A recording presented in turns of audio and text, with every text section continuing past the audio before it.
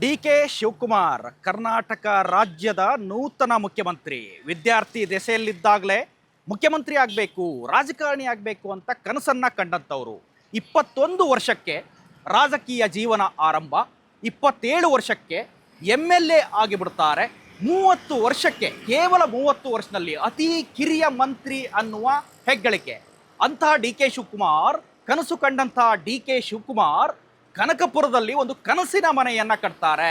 ಕನಕಪುರದ ಕನಸಿನ ಮನೆ ಹೇಗಿರುತ್ತಪ್ಪ ಅಂತಂದ್ರೆ, ತಾನು ಮುಖ್ಯಮಂತ್ರಿ ಆದರೂ ಕೂಡ 50 ಕಾರುಗಳು ಬಂದು ಮನೆ ಎದುರು ನಿಲ್ಲಬೇಕು. ಆ ಕಾರಣಕ್ಕೆ ಕನಕಪುರದ ಕನಸಿನ ಮನೆಯನ್ನ ಡಿ.ಕೆ. ಶಿವಕುಮಾರ್ 10 ವರ್ಷದ ಹಿಂದೆನೆ ಕಟ್ಟಿದ್ರು. ಆ ಮನೆ ಹೇಗಿದೆ, ಮನೆ ಚಿತ್ರಣ ಹೇಗಿದೆ, ಎಲ್ಲವನ್ನೂ ನಾನು ನಿಮಗೆ ತೋರಿಸ್ತಾ ಹೋಗ್ತೀನಿ. ಏನು ದೃಶ್ಯಾವಳಿಗಳಲ್ಲಿ ನೋಡ್ತಾ ಇರ್ತೀರಿ, ಇದು ಡಿ.ಕೆ. ಶಿವಕುಮಾರ್ ಅವರ ಕನಕಪುರದ ನಿವಾಸ. ಕಳೆದ 10 ವರ್ಷದ ಹಿಂದೆ ಡಿ.ಕೆ. ಶಿವಕುಮಾರ್ ಅವರು ಈ ನಿವಾಸವನ್ನು, ತಮ್ಮ ಕನಸಿನ ಮನೆಯನ್ನು ಕಟ್ಟಿದ್ರು. 2 ಮನೆಗಳಿದ್ದಾವೆ.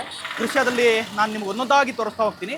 ಇದು ವೈಟ್ ಕಲರ್ನಲ್ಲಿ ಏನಿದೆ, ಇದು ಡಿ.ಕೆ. ಶಿವಕುಮಾರ್ ಅವರ ಕನಕಪುರದ ಬೃಹತ್ ಬಂಗಲೆ, ಐಷಾರಾಮಿ ಬಂಗಲೆ. ಅದರ ಪಕ್ಕದಲ್ಲೇ ಇನ್ನೊಂದು ಬಂಗಲೆ ಇದೆ. ಇದು ಅವರ ತಮ್ಮ ಡಿ.ಕೆ. ಸುರೇಶ್ ಅವರ ನಿವಾಸ. ಡಿ.ಕೆ. ಸುರೇಶ್ ಅವರು ಕೂಡ MP ಆಗಿದ್ದಂಥವ್ರು. MP ಆಗಿ ಇದ್ದಂಥ ಸಂದರ್ಭದಲ್ಲಿ ಇಲ್ಲಿಂದಾನೇ ಅವರು ಕಾರ್ಯಾಚರಣೆಯನ್ನು ಮಾಡ್ತಿದ್ರು, ಅಥವಾ ತಮ್ಮ ಕೆಲಸವನ್ನು ನಿರ್ವಹಿಸ್ತಾ ಇದ್ರು. ಕನಕಪುರಕ್ಕೆ ಬಂದಂಥ ಸಂದರ್ಭದಲ್ಲಿ ಡಿ.ಕೆ. ಶಿವಕುಮಾರ್ ಇದೇ ಮನೆಯಲ್ಲಿ ಇರ್ತಾರೆ. ಈ ಮನೆಯನ್ನು ಒಂದು ನಾನು ನಿಮಗೆ ಹೇಳಬೇಕು.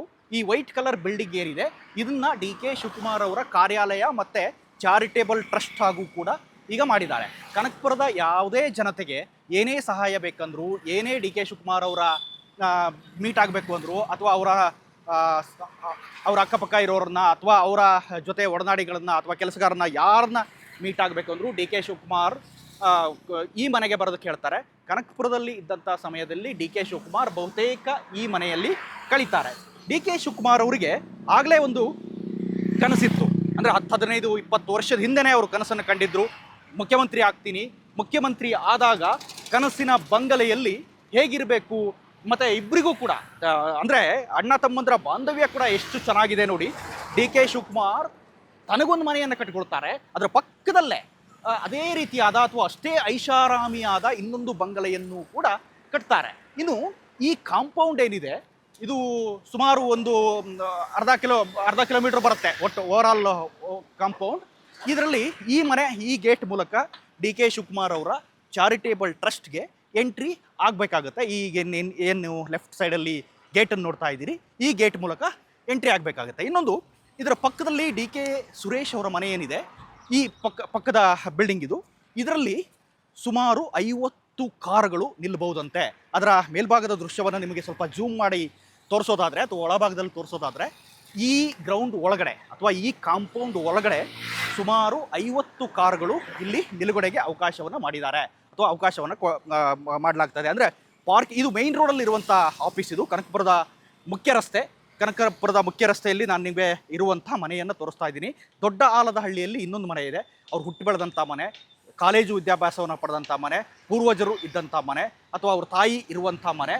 ಅಲ್ಲೆಲ್ಲವೂ ಕೂಡ ಬೇರೆ ಇನ್ನೊಂದು ಮನೆ ಇದೆ. ಕನಕಪುರದಲ್ಲೂ ಕೂಡ ಅಷ್ಟೇ ಕನಸಿನ ಮನೆಯನ್ನು, ಅಷ್ಟೇ ಸುಂದರವಾದ ಮನೆಯನ್ನು, ಅಷ್ಟೇ ಹುಟ್ಟೂರಲ್ಲಿ ಒಂದು ಕನಸಿನ ಮನೆಯನ್ನು ಕಟ್ಟಿದ್ದಾರೆ. ಅದೇ ರೀತಿ ಕನಕಪುರ ಟೌನಲ್ಲಿ ಅಥವಾ ತಾನು ಪ್ರತಿನಿಧಿಸುವ ಕ್ಷೇತ್ರದಲ್ಲಿ ಈ ಮನೆಯನ್ನು ಕಟ್ಟಿದ್ದಾರೆ. ಇಲ್ಲಿ ಇದು 2 ಮನೆಯೂ ಅಕ್ಕಪಕ್ಕ ಇದ್ದಾವೆ. ಅದರೊಳಗೆ ಕೆಲವು ಗಿಡಗಳನ್ನು ಬೆಳೆಸಿದ್ದಾರೆ, ಸುಂದರವಾದ ಗೇಟ್ ಇದೆ, ಹಾಫ್ ಓಪನ್ ಇದೆ. ಇನ್ನೊಂದು ಭಾಗದಲ್ಲಿ ಅವರ ತಮ್ಮನ ಮನೆ, ಅದರಲ್ಲಿ 50 ಕಾರ್ ನಿಲ್ಲೋದಕ್ಕೆ ಅವಕಾಶ ಇದೆ.